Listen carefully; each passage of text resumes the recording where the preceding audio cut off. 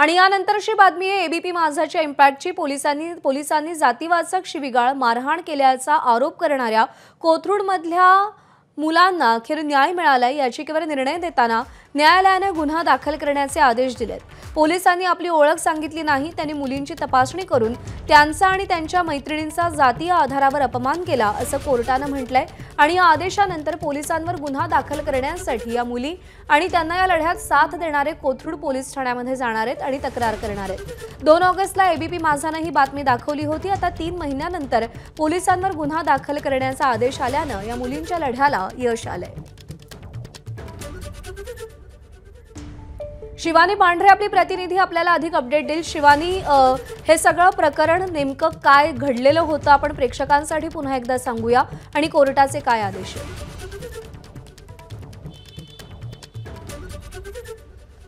सासरच्या जाचाला कंटाळून एक मुलगी या आरोप केलेल्या 2 मुलींकडे राहायला आली होती आणि तिला शोधण्यासाठी पोलीस आले होते। तिचा तपास करण्यासाठी पोलीस आले होते। मात्र पोलिसांनी तिला शोधलं, पण त्यासोबतच या ज्या 2 मुलींनी आरोप केला आहे या 2 मुलींच्या रूममध्ये शिरून या पोलिसांनी त्यांना जातीवाचक शिवीगाळ केली। अगदी त्यांना लेस्बियन आहेत का हे देखील विचारलं होतं आणि त्यानंतर या पोलिसांना या मुलींना मारहाण पोलिसांनी केली असं त्या मुलींनी आरोप केला होता।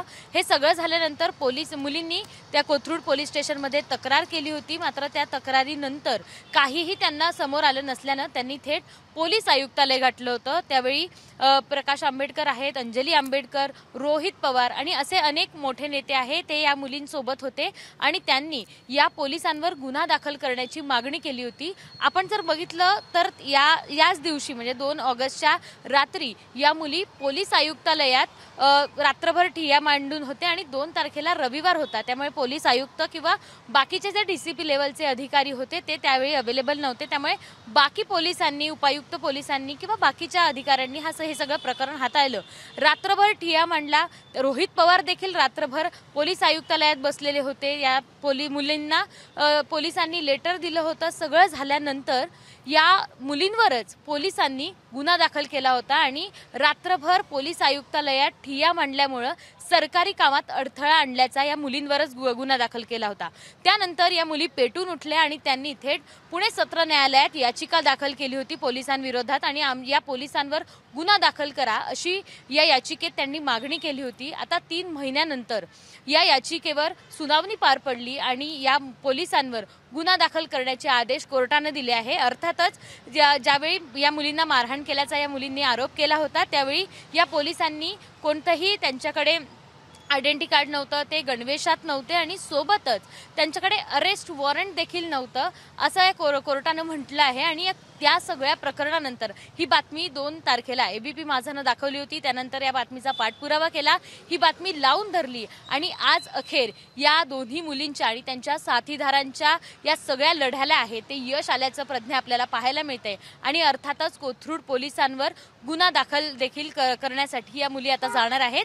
एवढं बघितलं तर ज्या पोलिसांवर मुली किंवा माझ्यासारख्या सगळ्या आपल्यासारख्या मुली विश्वास ठेवतात, आपल्यासोबत कोणतंही गैरवर्तन झालं तर पोलिसांकडे हक्काने जाऊन सांगतात, त्याच पोलिसांनी जर या मुलींना मारहाण केल्याचं स्पष्ट झालं असेल तर पोलीस नेमकं तपासाच्या नावाखाली नेमकं काय काय करतायत असा प्रश्न या निमित्तानं उपस्थित होतोय। अर्थातच आज त्यांच्या मुलींसाठीचा आनंदाचा दिवस आहे, कारण त्यांच्या संपूर्ण असलेल्या लढ्याला 3 महिन्यांनी यश आलंय आणि अर्थातच एबीपी माझाच्या इम्पॅक्टची ही हमी देखील दिसून येते। प्रज्ञा, बरोबर आहे, एबीपी माझाच्या इम्पॅक्टची ही हमी आहे, कारण का एबीपी माझाने ही बातमी दाखवली, लावून धरली आणि अखेर त्या मुलींच्या लढ्याला यश मिळालंय। शिवानी, गुन्हा दाखल करण्याचे आदेश तर कोर्टाने दिलेले आहेत, पण जे संबंधित पोलीस आहेत त्यांच्यावर आता यापुढे नेमकी काय कारवाई होणार आहे, काय कारवाई होणं अपेक्षित आहे?